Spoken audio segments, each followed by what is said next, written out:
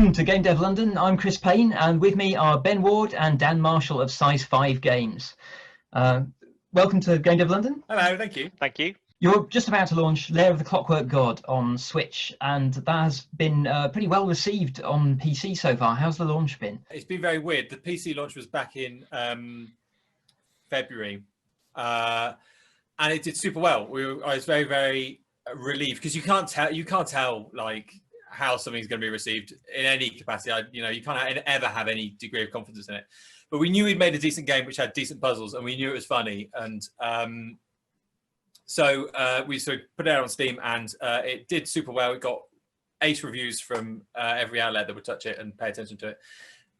It did extremely well with user reviews, so we've got like 99.4% recommended on Steam, which is amazingly good. But it's still one of those things that just, there are now 1 billion indie games out every second, and being in a position to stand around and make a load of noise and shout about it and get people to pay attention to it is just harder and harder and harder and harder.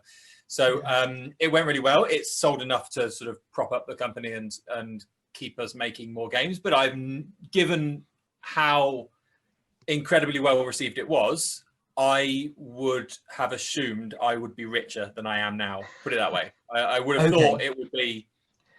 I thought I'd have a swimming pool. I don't have a swimming pool. No, swings and roundabouts is the answer. Yeah, it's gone all right. I'm not dying, but I haven't got a swimming pool. So, Swimming pool is the target bar. Then. I think that's kind of that's still like the gold standard of I've got more money than sense, isn't it? The thing is, all you need for a swimming pool is a shovel. Dan has not earned enough to buy a shovel yet. That's what we're looking at. I need a shovel and a lot more sort of time and motivation. So for people who are not familiar with it, Lair of the Clockwork God has a really interesting, unique selling point.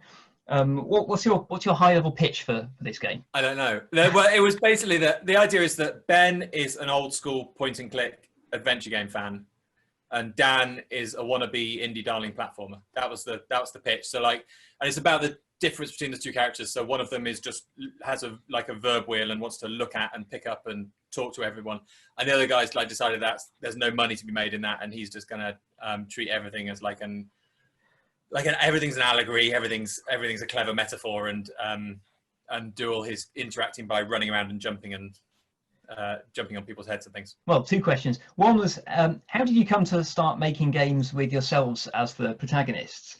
And there, by extension, how close are the in-game characters to your real life personalities? Ben, you can answer that one because you know more about us. Okay. Well, so the way we started writing ourselves as protagonists was back when we were about 13, 14, and we would draw comics in school during history lessons.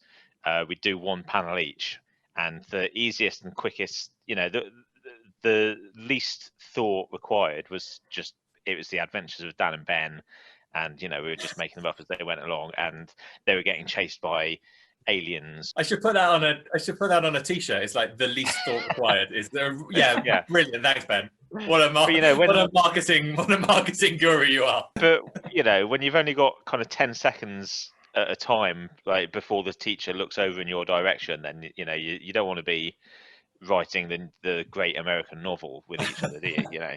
You just want to have Ben called Dan and Bumhead and then pass it back over. And we kept on doing that even when we started living together in London. It was still just fun to do that. So we always had a comic out on the kitchen table waiting for the other one to fill in. And then we made we decided to make some point and click adventures, partly for fun and partly to get people to the Size 5 Games website. And again, the easiest idea to jump to was Dan and Ben go on an adventure. That's really interesting evolution, because this is now your 3rd Dan and Ben game. Yeah, yes. It is. Yeah. I presume then that Ben, you do favour adventures, and Dan, you favour platformers, or is that more of a conceit for this particular game? I think that kind of has worked out how it is. Ben has an encyclopedic knowledge of every line of dialogue in LucasArts. Yeah, LucasArts. And I don't. I think that's fair enough. I was more I was always more like I have a fond memory of all that sort of stuff, but I was definitely more actiony Sonic and first-person shooter sort of guy than a point-and-click guy. So it has worked out that way, that we're, but not through us being very clever about it. And actually, because we are being clever about it, we did take this moment where, because at one point they were both going to be adventure platform hybrids, and we sat down and we realized that actually it might be more interesting if one of them went one way and the other one went the other way. So we were clever about it and deliberately split them up. Yeah. Hello again. I hope you enjoyed that clip of the Game Dev London podcast. If you'd like to learn more about Game Dev London, just visit gamedev.london. You can also join us in our Discord. Thanks again, and see you in the chats.